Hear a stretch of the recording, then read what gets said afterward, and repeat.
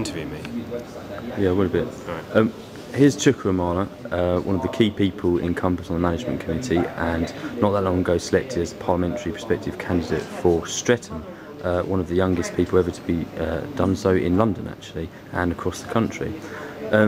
Chuka, I know being a young person, obviously you're going to have a lot of insights into youth issues and young people's issues and the problems that face young people, and you couldn't ever probably be accused of being out of touch because actually you still are a young person yourself. I wonder if you want to maybe just pick up on that and give us some of your thoughts. It's funny actually, when I go to schools, primary or secondary, they think I'm quite old, and then when I'm usually in a political context, I'm always called a baby. Yeah, I suppose in a way I'm quite connected, being the age that I am.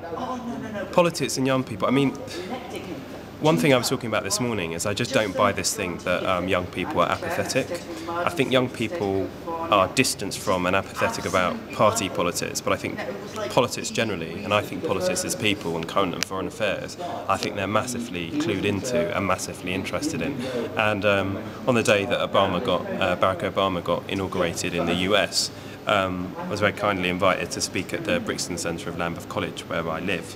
And I was asked to give a speech, and it was a kind of celebratory event.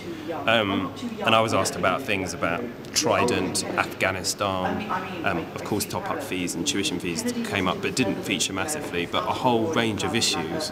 And usually if you read the media will be telling you that these young people really don't care about any of these things when they massively do. But I think there's a big disconnect between the Westminster Village, the media commentariat, and young people and a lot of other people as well. So one thing that I'm massively trying to do is make sure that in everything I do, I'm kind of connected into that.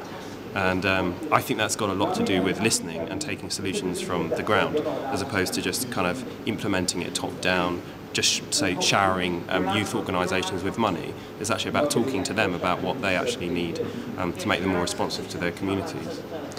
If you had one day in the Mayor of London's office in City Hall and you could take charge of London and set in place one strategic policy that would really benefit young people and do you think change lives, what do you think that would be? I'd set up a network of youth centres in London. There isn't enough youth provision. Local authorities like mine, which is struggling with all the other social problems that they have to deal with, could really do with more funding on this. But I think if you say, look, in Lambeth, you have young people coming in and out of Lambeth from Southwark, and also to the southern fringes of the borough from Mitcham Morden and other places. So you're dealing with young people who are much more mobile and actually also much more connected up through technology to other regions and other parts of London. So I think there has to be much more of a strategic approach on that. And one thing that I've been talking about today, I really think we need to look seriously in having a young mayor for London and a young assembly as well, which can take that strategic look, is given a budget to do things with, and can kind of, bring young people's voice to the table. I am absolutely fed up, for example, in sitting in the various Safer Neighbourhood panel meetings in the constituency that I hope to represent, listening to much older people pontificating about the ills and the problems with our young people, when actually you look at most of those Safer Neighbourhood panels,